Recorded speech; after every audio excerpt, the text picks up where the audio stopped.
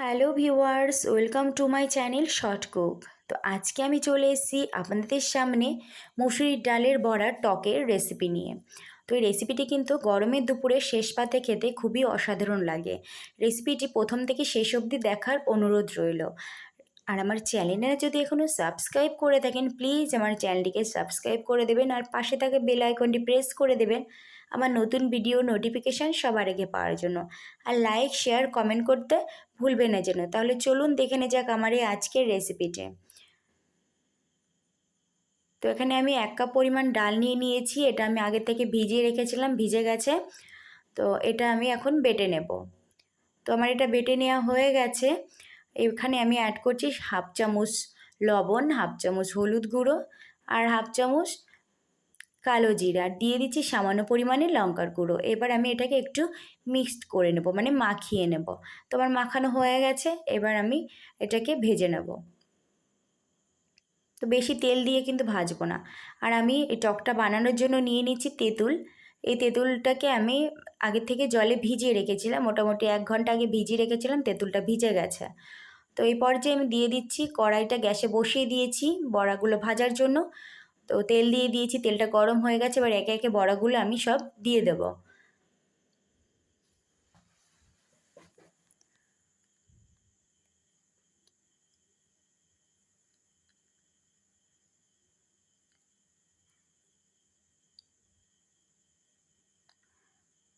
তো সব বড়াগুলো দিয়ে ওই পাশটা একটু মোটামুটি 1 মিনিট ভেজে নেওয়ার পর উল্টে দিচ্ছি। এবার এই পাশটাও একটু হালকা করে ভেজে নেব। দেখুন আমার বড়াগুলো কিন্তু ভাজা হয়ে গেছে। এবার আমি বড়াগুলোকে তুলে নেব। আর এখানে আরও 1 চামচ পরিমাণ তেল দিলাম, কারণ এটা খুব কম তেলে করব, সামান্য পরিমাণে জাস্ট একটুখানি তেল দিলেই হবে। আর দিয়ে দিলাম যে ভেজানো টকটা, তেঁতুলটাকে আমি হাত দিয়ে চিপে তুলে নিয়েছি আর জলটা দিলাম। এখানে আরও সামান্য পরিমাণে জল আমি দিয়ে দিলাম। বড়াগুলো যেহেতু আমি ঝোলে দেবো, ঝোলটা ফোটার পরে বড়াগুলো ভিজে যাবে, রসটা টেনে যাবে, এর জন্য। আর দিয়ে দিলাম 3টে কাঁচা লঙ্কা, সামান্য পরিমাণে লবণ টেস্ট অনুযায়ী আর সামান্য পরিমাণে হলুদ দিয়ে এবার আমি এটাকে একটু মিক্সড করে দিচ্ছি জলের সাথে। দেওয়ার পরে আমি এখন এটাকে একটু ঢেকে দেব মোটামুটি 3 মিনিট। ফোটানোর পর দেখুন ঝোলটা অনেকটাই কমে গেছে। এই পর্যায়ে দিয়ে দিচ্ছি ডালের বড়াগুলো, যেটা আমি ভেজে রেখেছিলাম। এগুলো দেওয়ার পরে মোটামুটি এটাকে আমি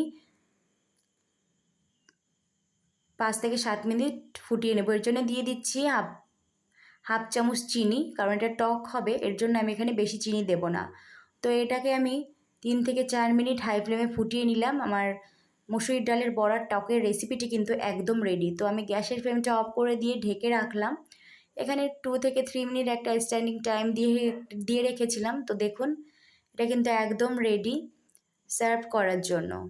তো গরমের দুপুরে শেষ পাতে এই রেসিপিটি অবশ্যই একবার ট্রাই করে খেয়ে দেখবেন, খুবই ভালো লাগবে। তো এবার চলুন আমি এটা একটা পাত্রে তুলে নেব।